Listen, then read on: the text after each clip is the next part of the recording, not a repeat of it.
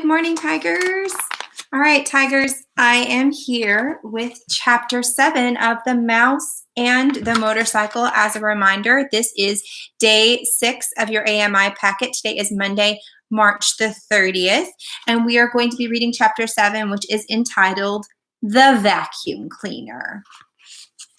From his position under the bed, Ralph watched the tank of the vacuum cleaner being dragged in from the hall and listened to the clash and clang of the attachments as the maid connected a long metal tube to the nozzle at the end of the hose and fastened a carpet cleaning part to the end of the tube. He heard her humming to herself as she plugged in the deadly machine and began to work it back and forth across the carpet. It's nice she's so happy, thought Ralph bitterly, as he watched the hungry machine devour dust and lint that lay in its path. The maid's feet in white sneakers moved across the room until, without bothering to bend down to see where she was cleaning, she shoved the attachment under the bed. It slid closer and closer to Ralph. To be on the safe side, he pushed the motorcycle farther from the reach of the machine, but he dared not take his eyes off the attachment for even an instant. He shuddered as he watched it gobble a dust mouse. But even as he shuddered, he was fascinated by the power of the motor. The maid began to sing, "I'll give to you a paper of pins, for that is the way my love begins." The attachment fell off the end of the long tube, but the maid, whose thoughts were elsewhere, did not notice. Now Ralph could feel the machine suck in his breath and knew he was in danger of being inhaled along with the dust mice. Recklessly, the maid pushed the open end of the tube back and forth any old way. There was no guessing which way it would go next. Ralph had to run with the motorcycle to avoid the terrifying hole at the end of the tube. He ran to the right, he ran to the left, and still the maid pushed the tube around, unaware that the attachment had fallen off. Suddenly, the maid threw down the tube but did not turn off the motor. The tube landed with a bump and a bounce, and before Ralph realized what was happening, the awful machine had inhaled its tail, and he felt himself being pulled by suction across the carpet. "Help!" He could not keep from squeaking, but no one heard him above the roar of the machine. He just managed to catch the rear wheel of the motorcycle as he was sucked along the carpet. He hung on with all of his strength. The machine, which was strong enough to suck up a mouse, was not strong enough to suck up a mouse and a motorcycle.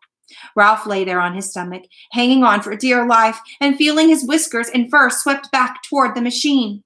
From his position on his stomach, Ralph could see the girl standing in front of the dresser.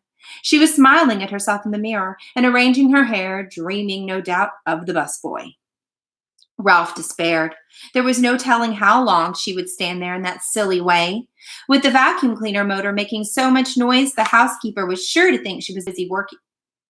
Ralph felt his paws beginning to slip. He didn't know how much longer he could hold against the machine. He had to think of something, and think of it fast. With every bit of strength he had left in his body, he clung to the wheels of the motorcycle with his left paw while he moved his right paw up to the exhaust pipe. If he could just manage to pull himself along until he could get on the motorcycle. Bit by bit, hand over hand, Ralph dragged himself forward along the exhaust pipe. He knew he was making progress when he could see part of his tail once more. He reached back and yanked his tail out of the tube, only to have it sucked in again. Ralph was far from being out of danger.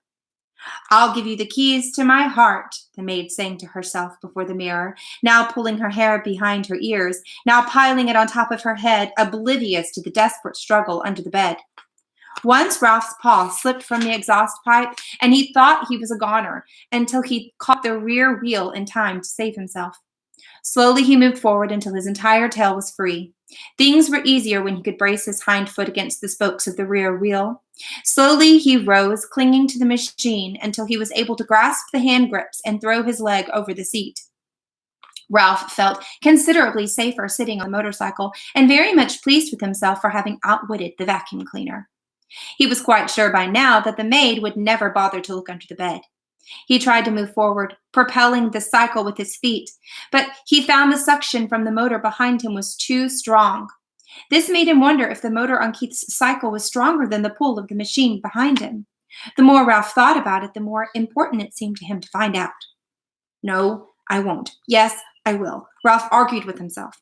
He had promised not to ride in the daytime. Yes, but Keith did not know he would have a chance to see which was stronger, the motorcycle or the vacuum cleaner. Keith would be interested, wouldn't he? Wouldn't he? Any boy? Riding the motorcycle would not be reckless. It would be an important experiment. Motorcycle versus vacuum cleaner, which would be the winner? Ralph had to find out. The maid turned abruptly from the mirror. Her feet in sneakers moved across the floor toward the electric outlet. If she disconnected the vacuum cleaner, there would be no experiment. Ralph picked up his tail and started the motor. Without taking time to let it warm up, he gunned it with all of his breath he could inhale. The motorcycle got off to a faster start than Ralph expected, so fast that Ralph lost control. He shot out from under the bed just as the vacuum cleaner died with a long, drawn-out groan. Suddenly, everything went white, and Ralph found himself bumping along in a strange, ghostly place, all white and made of cloth that seemed to be closing in on him from every direction.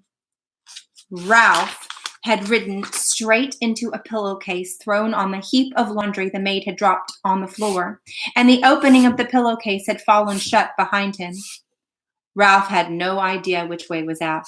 He dismounted from the motorcycle and beat the cloth with his fists, but everywhere he struck, it was soft and yielding. He stamped his feet only to have the cloth give softly and silently beneath him.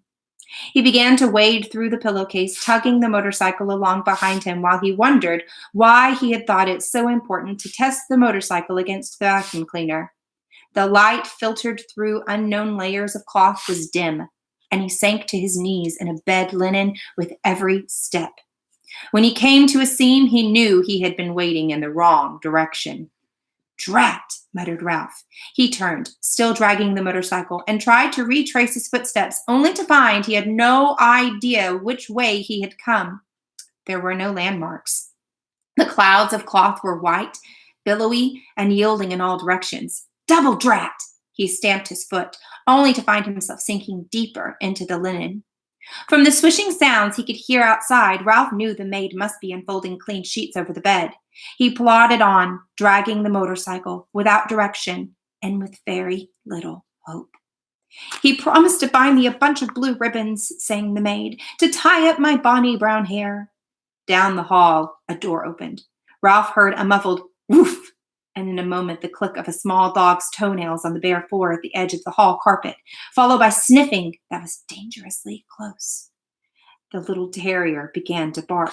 "I know you're in there," he yipped. "Stick out your tongue and waggle your fingers at me, will you? You just wait."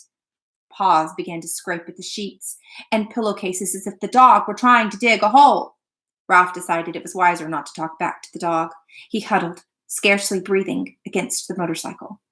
"Well, hello, you cute little thing," said the maid, revealing to Ralph that she was even sillier than what he had thought. As if there was anything cute about a terrier that could scarcely see through his own hair. The dog went on yapping, a bit self-consciously, Ralph thought. Now he knew when the barks suddenly came from above him that the dog had been snatched up. "Let me down and I'll dig him out," yapped the dog as he was carried away. "Just let me down for 1 minute and I'll show you." Suddenly, Ralph felt himself being tumbled about in the pillowcase. He didn't even have to think what to do. He automatically grabbed for the motorcycle and held on to it with all his strength. Even though he had been tipped upside down with his feet in the air, Ralph knew he was being lifted up inside the bundle of bed linen and carried down the hall. He lay still, his front paws locked around the front wheel of the motorcycle, waiting to see what would happen next. The maid walked a short distance to what Ralph judged to be the linen room, and there she dumped her armload of bedding before she went off to clean another room. Ralph was deep in the hamper where no light filtered through at all.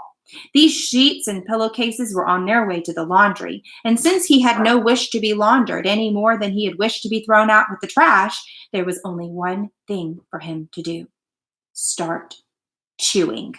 Ralph ripped into the pillowcase with his sharp teeth, and in no time he had made a ragged hole which he crawled through. When he tried to pull the motorcycle in after him, he discovered the hole was too small. He had to stop and chew it bigger. Before he could pull the machine along with him, Ralph chewed through another layer of cloth and then another as he worked his way upward, each time enlarging the hole for the motorcycle. His jaws began to ache, and still another layer of cloth lay ahead. this time a damp bath towel, which would make slow chewing. Ralph was forced to make a decision. Did he want to save his life, or did he want to be carried off to the laundry with the motorcycle? There was only one answer. He wanted to save his life. He must abandon the motorcycle. With aching jaws, Ralph chewed onward and upward, moving faster now that he was making mouse-sized holes instead of motorcycle-sized holes. The bath towel had left an unpleasant, furry taste in his mouth. Gradually, light began to filter through the cloth until finally, when Ralph thought he could not force his jaws to close on one more mouthful of fiber, he emerged into daylight at the top of the hamper. Whew, Ralph gasped, rubbing his aching jaws and wading across the sheets to the edge of the hamper. He leaped lightly to the floor and, hugging the baseboard, scurried down the hall to room 215, where he flattened himself and squeezed under the door. Safe, but exhausted, and filled with remorse at the loss of Keith's motorcycle, Ralph dragged himself off to the motorcycle, or to the mouse hole, to catch up on the sleep he should have had that day.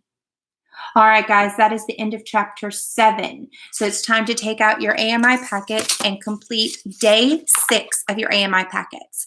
Teachers have asked me to remind you that if you have a Google Classroom and you have a device at your house, you need to check your Google Classroom because your teacher may be trying to communicate with you. She may be posting assignments. She may be just wanting to say hi and see what's going on with everything.